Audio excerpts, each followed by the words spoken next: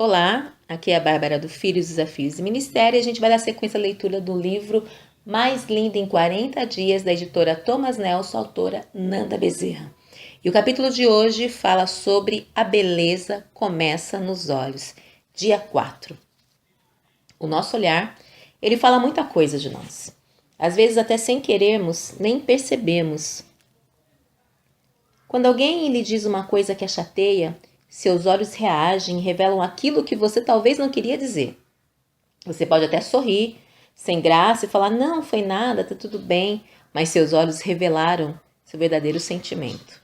Até mesmo uma mentira pode ser desfeita pelo olhar. Quando uma pessoa mente, ela geralmente olha para baixo. Tem de ser um mentiroso muito profissional para conseguir mentir para alguém olho no olho. Acredito que esse não é o seu caso, senão você não estaria aqui ouvindo esses áudios. Por isso, se queremos ser mais linda, devemos cuidar dos nossos olhos. Não apenas esteticamente falando, mas em especial da forma que os usamos para ver o mundo. E o segredo de hoje, tenha bons olhos. Os olhos mostram o que está dentro de você. A Bíblia chama de candeia, lâmpada do corpo. A candeia do corpo são os olhos. Quando os teus olhos forem bons, todo o teu corpo será luminoso. Mas quando forem maus, o teu corpo será repleto de trevas. Cuide então, para que a luz que há em ti não sejam trevas. Se, pois, o teu corpo todo estiver iluminado, sem parte alguma em trevas, ele será todo luminoso, à semelhança da candeia que te ilumina com o seu resplendor. Lucas, capítulo 11, versículo 34 a 36. Se você tem bons olhos, você é luz e é linda assim. A luz atrai as pessoas. Ninguém gosta de ficar no escuro tropeçando nas coisas. Agora, se os olhos são ruins, você é sombra. Não tem rosto, é só escuridão. Sabe aquelas fotos que às vezes tiramos contra o sol e tudo o que aparece é o nosso contorno tão escuro que nem dá para ver os nossos traços e nos reconhecer? É assim que você fica quando seus olhos são maus. Você perde toda a sua beleza, porque a beleza só pode ser contemplada na luz, quando todos os traços estão visíveis e podem ser apreciados. Sombra não tem beleza nenhuma, não passa de uma silhueta. Por isso, se em algum momento eu achar que estou sendo sombra, vou mudar imediatamente. Não quero ser um monstro sem forma e nem beleza. Ter bons olhos significa olhar as coisas de maneira boa, pura, positiva, mas não é fácil. Olhar as coisas de uma maneira boa é praticamente pela contramão do que se quase todo mundo faz. O mundo está acostumado a ver malícia em tudo. Parece que sempre existe uma segunda intenção e que não há nada sem querer. Tudo é de propósito. Para piorar, quem vê as coisas por uma ótica diferente é considerado tolo, fraco, bobinho. Além do mundo que grita contra isso, há também a nossa própria natureza. Há momentos em que ela também quer ver as coisas com maus olhos, porque se recusa a fazer o papel de boba. Por que ficar pensando coisas boas de alguém que me fez mal? Ele não merece isso. Sim, é bem difícil. Mas se ser linda fosse fácil, todo mundo seria, e não seria necessário falar nem escrever sobre isso. Ter bons olhos, na verdade, não é ser bobo nem fraco. Requer muita força. É como quando você acorda bem cedo e logo acende a luz do quarto. Parece que aquela luz toda vai lhe cegar, mas você precisa acendê-la para encontrar as coisas, se arrumar e começar o dia. Só é porque existem pessoas más e que querem viver nas trevas, isso não significa que você também deva agir igual. O que outros pensam sobre você e sua atitude revelará se eles são trevas ou luz, e não você. Eu quero ser um corpo luminoso, quero que, pelo menos nos meus olhos, entre e saia a luz. E você?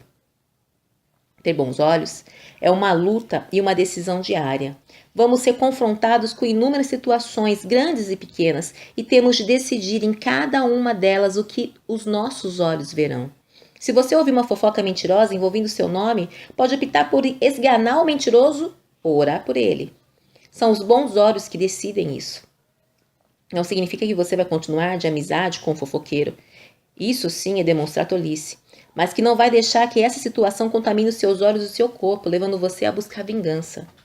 Pode acontecer também de você estar fazendo uma coisa boa, ajudando as pessoas, e aí vem alguém cheio de treva nos olhos e faz comentários maliciosos sobre sua atitude e suas motivações. Ter bons olhos é ignorar esse elemento sombrio e manter-se firme em seu propósito. Também um exemplo de bons olhos é a capacidade de encarar um problema e ver ali uma oportunidade. Ou mais difícil ainda, olhar para uma pessoa problema e a enxergar diferente, sem julgamentos, procurando entender que ela é assim por algum motivo. Não é nada fácil. Mas quando assumimos esse desafio, olhamos para as coisas da forma como Deus olha, porque Ele é luz. Os bons olhos veem as coisas de uma maneira que ninguém mais vê e consegue trazer luz para o corpo todo neste mundo sombrio. Eles conseguem inclusive evitar o surgimento de uma mágoa ou de uma decepção. Para que isso aconteça, é preciso estar atento e vigilante. Lembra-se do que falamos sobre vigiar? Isso vale aqui também. Não há como virar uma chavinha e passar do modo trevas para o modo luz. Manter os bons olhos requer esforço e consciência, e isso, minha querida, é apenas para os fortes. Ter bons olhos também nos ajuda a evitar injustiças em certos julgamentos. Julgar de modo injusto faz de nós mulheres horrorosas. Isso me faz lembrar de uma situação que aconteceu comigo na Nâmbia, um país africano. Era uma terça-feira, dia que eu e outras amigas tirávamos para fazer visitas em um hospital. Apesar do ambiente de muita miséria e muito sofrimento em um só lugar, gostávamos de ir lá, pois as pessoas nos recebiam de coração tão aberto que nos dava muita alegria. Orávamos pelos doentes e conversávamos um pouquinho com eles. Alguns não tinham ninguém que os visitasse. Nesse dia em especial, conhecemos uma senhorinha que gostava muito de conversar e que nos contou toda a sua vida. Estava muito debilitada, era de uma cidade bem distante e tinha transferida para a capital, pois havia quebrado a bacia e precisava de uma cirurgia. Ela caminhava com muito esforço e nos contou que a levaram sem avisar, pegando-a desprevenida. Ela não tinha nada, nem uma peça de roupa sequer. O hospital também não tinha condições de oferecer nem sabonete para que tomasse um banho.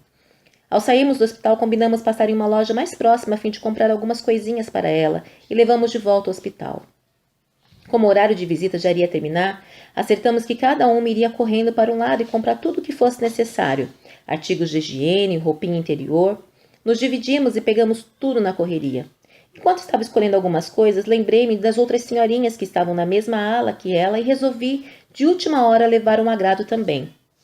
Como eram muitas, fui enchendo meu cesto com saquinhos de balinhas e chocolate e fui direto para a fila pagar. Foi aí que algo muito interessante aconteceu. Uma mulher que estava na minha frente, com uma amiga, me olhou, deu um lindo e simpático sorriso, olhou para a amiga e disse: "Olha essa mulher, que ridícula, com os braços cheios de balas e doce para dar aos filhos.